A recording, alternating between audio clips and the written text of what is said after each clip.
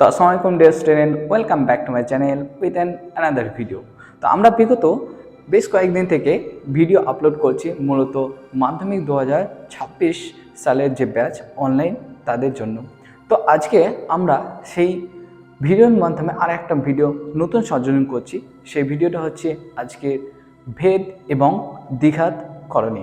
তো আজকের এই টপিকে আমরা দেখব এই ভেদ এবং করণীটা কি এবং তার যে সূত্র বলি সেই সূত্রগুলো। তো ভিডিওটা শেষ পর্যন্ত দেখতে থাকো। তো আজকের ভিডিও চলো শুরু করা যাক।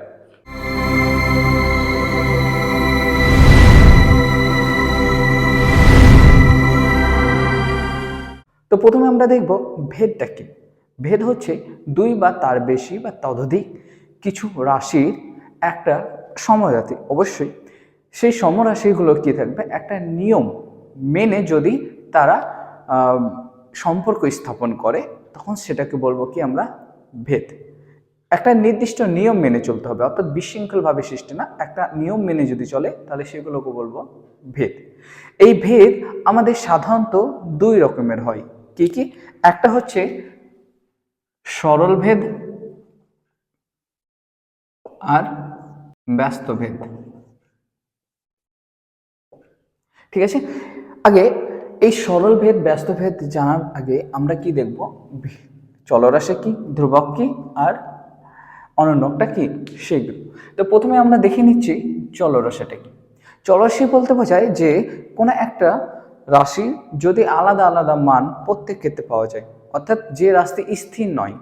ধরো আমি এখন দাঁড়িয়ে আছি, তাহলে আমি কিন্তু এইভাবে আমি নড়াচড়া করছি, তাহলে আমার কিন্তু মুভমেন্ট কিন্তু একটা জায়গা কিন্তু স্থির না, তাহলে আমি কিন্তু এখানে একটা চলরাশি পেশ করছি। ঠিক আছে, অর্থাৎ যে চলরাশির মান কিন্তু কি আলাদা আলাদা হবে, সেই সমস্ত চলরাশিগুলোকে কি বলবো, যেখানে আলাদা আলাদা মান দেবে সেটাকে বলবো আমরা কি চলরাশি।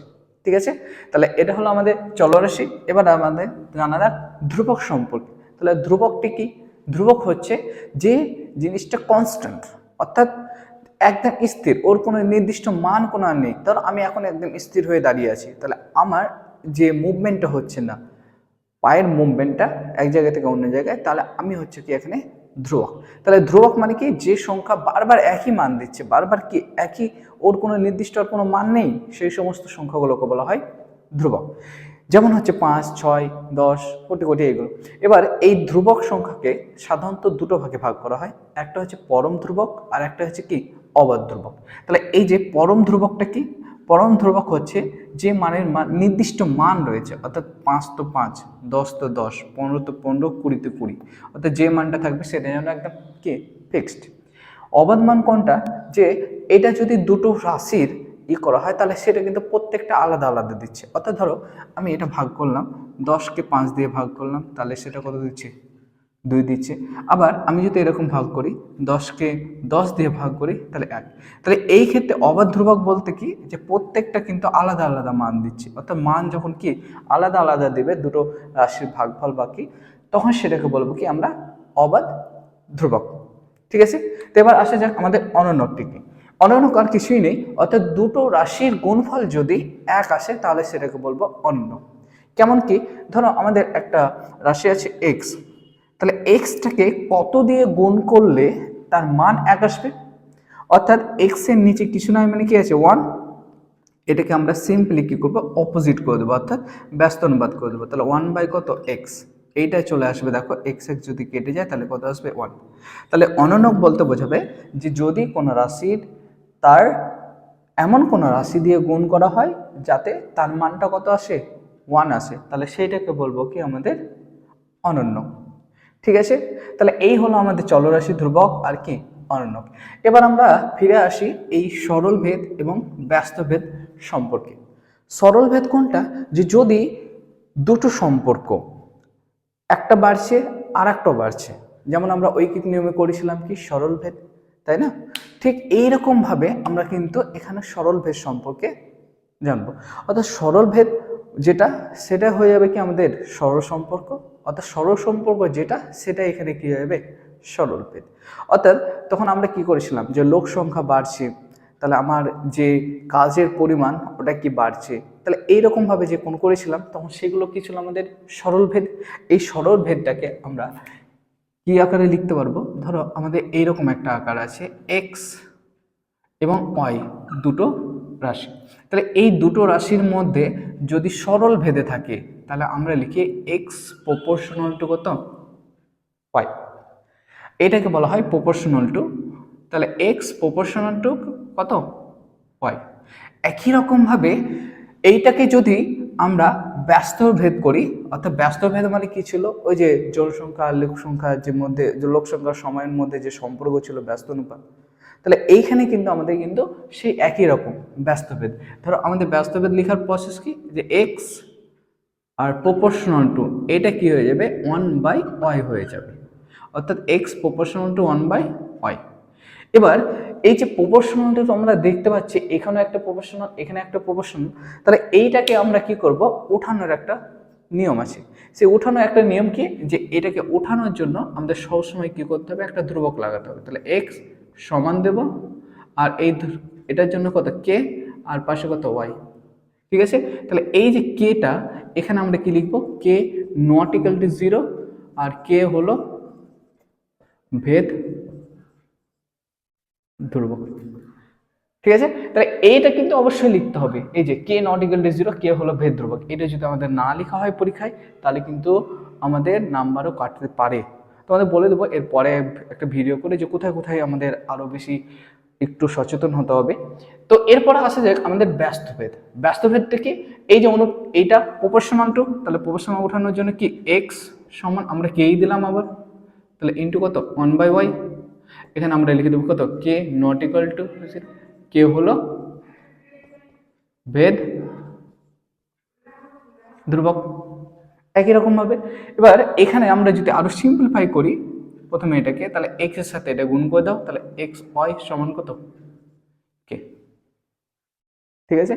এটাকে যদি আমরা সিম্পলিফাই করি, এটা অ্যাকচুয়ালি সিম্পলিফাই হয়ে আছে, বাট যদি ভাগ আকারে নিয়ে আসো x/y ইকুয়াল টু কে, তাও কোথায় সমস্যা।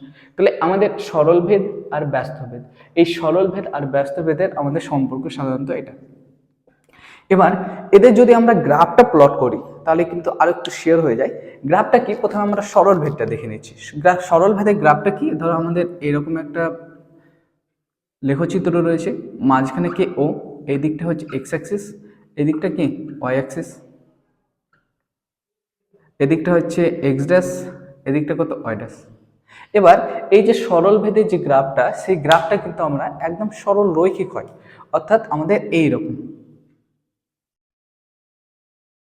এইটা হবে কি আমাদের সরল ভেদ x is equal to k y, বা কে এর জায়গায় যদি 1 বসায় তাহলে আমাদের কত হচ্ছে x is equal to y. তাহলে এই যে গ্রাফটা এটা হচ্ছে আমাদের সরল ভেদ, ঠিক আছে। এবার আমরা দেখব ব্যস্ত ভেদের যে গ্রাফ, সেই গ্রাফটা কি আসবে। তাহলে ব্যস্ত ভেদের গ্রাফটা সাধারণত আমাদের যদি এরকম একটা লেখচিত্র হয়, যেটা হচ্ছে এক্স অ্যাক্সিস, এটা হচ্ছে কত y axis, x dash axis, y dash axis.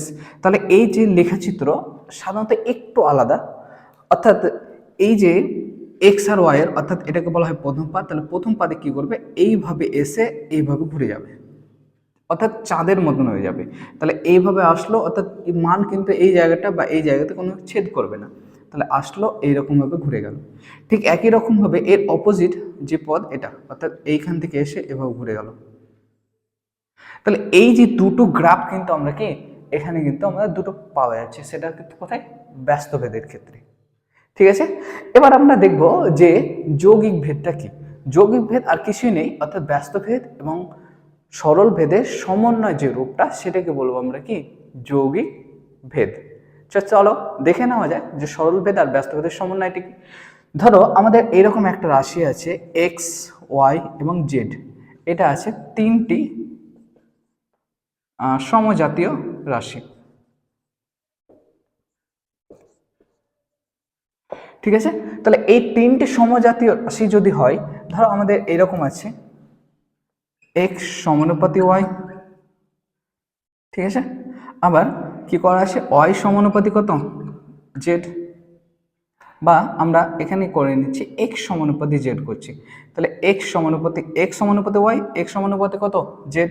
তাহলে দেখো এদিকে এক্স আছে এদিকে এক্স আছে, তাহলে এক্স আর এক্স আমরা লিখলাম, সমানুপাত লিখলাম, ওয়াই ইন্টু কত জেড থেকে গেল। ঠিক আছে, তাহলে এই যে আকারটা, এই আকারটাকে বলা হয় আমাদের কি, বলো, যৌগিক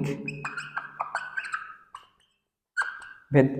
এবার এই যৌগিক ভেদ থেকে আমাদের ধ্রুবকটাকে উঠানো যায় কেমন কি, ধরো আমাদের এরকম আছে, তো এক্স ইজিক্যাল টু কত, কে ইন্টু ওয়াই জেড, তাহলে এখানে কে, কে নট ইকুয়াল টু জিরো, অবশ্যই লিখতে হবে এটা। আর কে হলো ভেদ ধ্রুবক। তাহলে এই যে দেখো, এইভাবে পুরো যখনই এই অঙ্ক থাকবে তখন কিন্তু আমাদের এই লাইনটা অবশ্যই লিখতে হবে। ঠিক আছে, তাহলে এই যে পুরো স্ট্রাকচারটা, অর্থাৎ ভেদকে কয় ভাগে ভাগ করা হয়, সাধারণত দুই ভাগে, সরল ভেদ, ব্যস্ত ভেদ। তাদের আমাদের গ্রাফ লিখে দিয়েছি, সরল ভেদ এটা হবে ব্যস্ত ভেদ, আর এই ব্যস্ত ভেদ থেকে আসলো কি আমাদের, মানে এই দুটো ভেদকে সমন্বয় করলে কি আমাদের আসছে যৌগিক ভেদ। তাহলে এই পুরো স্ট্রাকচারটা তোমাদের সামনে বেশ কয়েক মিনিটে উপস্থাপন করলাম। তো এই ভিডিওটা তোমাদের কেমন লাগলো সেটা নিচে কমেন্ট বক্সে জানাও, আর এই ভিডিও সংক্রান্ত কোনো কিছু যদি ডাউট থাকে তাহলে সেটাও তোমরা নিচে লিখো, আমি সেগুলো রিপ্লাই করার চেষ্টা করব, অথবা আমাকে ফেসবুক ইনস্টাগ্রামে ডিএম করো। তো এই ছিল আজকের ভিডিও, তো দেখা হচ্ছে পরে কোনো ভিডিওতে। তো তব তক be happy and always keep smiling.